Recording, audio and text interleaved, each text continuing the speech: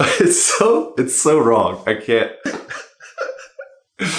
Oh man. Hello everybody, this is Ray, and today we're gonna out a guru. Suze Orman recently made a real estate post that made the real estate industry lose their minds. Now, if you don't know Suze Orman, she's a self-proclaimed financial guru with hundreds of thousands of followers. Today, I wanted to dive into a recent real estate post on her Facebook page that has the entire industry riled up. So here's what Suze had to say. I would absolutely wait until September, October, or November of this year before I even consider buying a home. So on its face, that's not terrible advice. Hey, you may want to wait a couple of months before you buy because the real estate market's crazy right now. That's debatable, but not bad advice. But she continues, and this is where she goes wrong. One concern is property values. Many people will have to make their missed mortgage payment around the time the federal unemployment is scheduled to stop July 31st. This puts them in a difficult financial position, especially if they're still out of work. It's not impossible that your neighbors might have to foreclose on their home. So Susie's making a couple of assumptions. First, she assumes that people who applied for forbearance are going to have to repay the full amount at the time where the forbearance period ends. But we already know from guidance provided by the government and several lenders around the country that most people will be able to refinance or add the additional payments to the end of the mortgage or come up with a payment plan over the next year or so in order to pay the remaining balance back. So the likelihood of a lot of people having to repay right at that moment 6 months of missed mortgage payments plus the one that they owe that month is pretty rare. The other assumption Susie's making is that those who are missing their mortgage payments also don't have a job. We know that full employment in the United States is anywhere from 4 to 6.4%. Last time I checked, the unemployment rate was around 11% post-COVID. So it's really only 5% off of what we would consider full employment. That's still a lot of people out of work, but you're also making the assumption that all those people out of work own a home. She goes on to say, here's the problem. Let's say you pay $300,000 for a home today, and your next door neighbor is out of work due to the coronavirus and can't afford to make mortgage payments. So they foreclose on the home. That house goes for $150,000. Wait, what? What?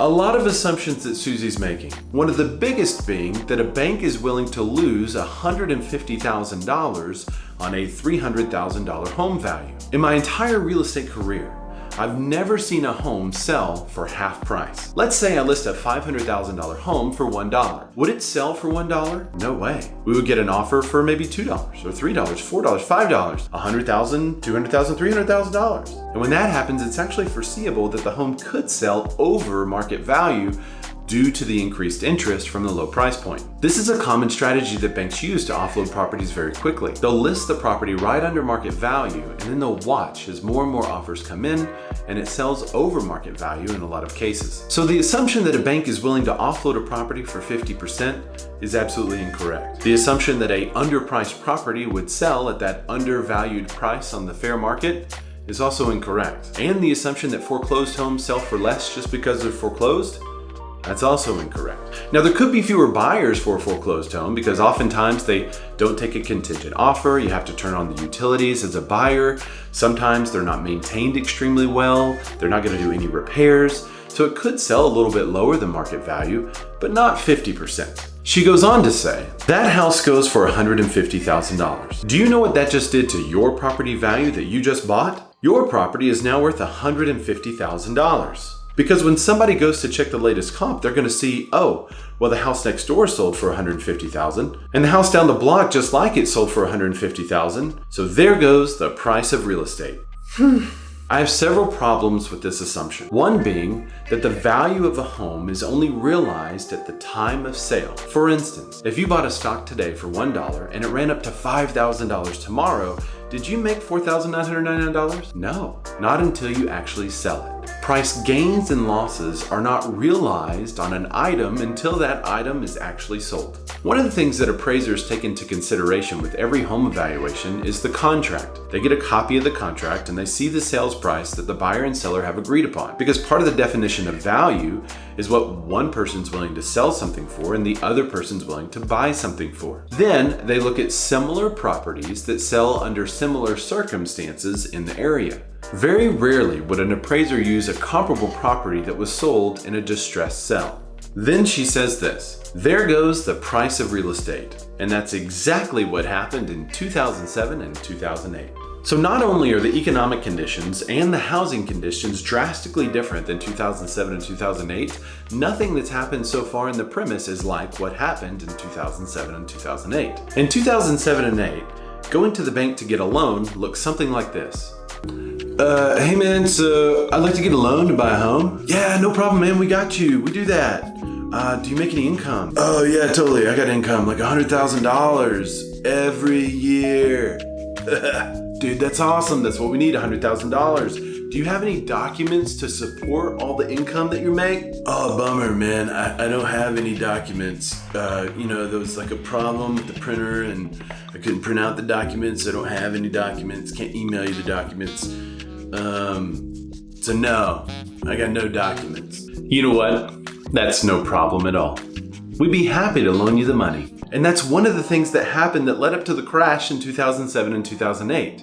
It was called a no-doc stated income loan. No documentation, and they just told you what they made. This meant that a whole bunch of people were too leveraged. They had too much debt versus what they actually made. Then when times got tough, a lot of them started foreclosing. Then when a lot of them started foreclosing, then the banks were holding too many foreclosed properties. There were too many bad loans being sold with good loans in the subprime mortgage market. Pretty much just watch The Big Short. I don't even think she watched The Big Short. One of the other things that impacted the market is that you had way too much inventory at the time and not enough buyers who could actually get money in order to purchase a home. That's drastically different from what we have right now. In the current situation, we don't have enough inventory and there's a lot of buyers who can get a loan who want to buy your home. As a matter of fact, the buyers that are still in the marketplace post-COVID-19 are extremely strong, having survived the pandemic financially. They still have a down payment, they still have good credit, and they're still getting a loan from a lender that now has tightened lending constraints.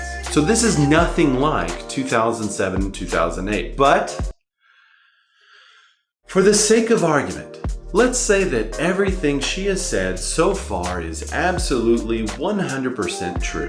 A bank offloads a property for 50%, lists it on the market for 50%, and it sells for 50%. And then another home does the same thing down the street that's magically like yours. Then you want to sell yours tomorrow and can't get $300,000 that you just paid yesterday. So you're looking at a 50% loss on your property. And there goes the neighborhood, but not only your neighborhood, everyone's neighborhood, just like what happened in 2007 and 2008, creating a strained market condition, lenders that are holding too many foreclosed properties, buyers who now can't buy due to really, really tight lending constraints, and way too much inventory because everyone wants to dump their property on the market when they can get 50% off. So does her advice match with the conditions? Let's review the advice she gave. I would absolutely... It's so wrong. I can't... Okay, wait. No judgment. It's painful. The economy's crashing. Here's the advice she gives. Oh, wow. I would absolutely wait until September, October, November of this year before I even consider buying a home. So the world real estate market is again collapsing in the post-COVID environment. And the solution is waiting 2 to 3 months.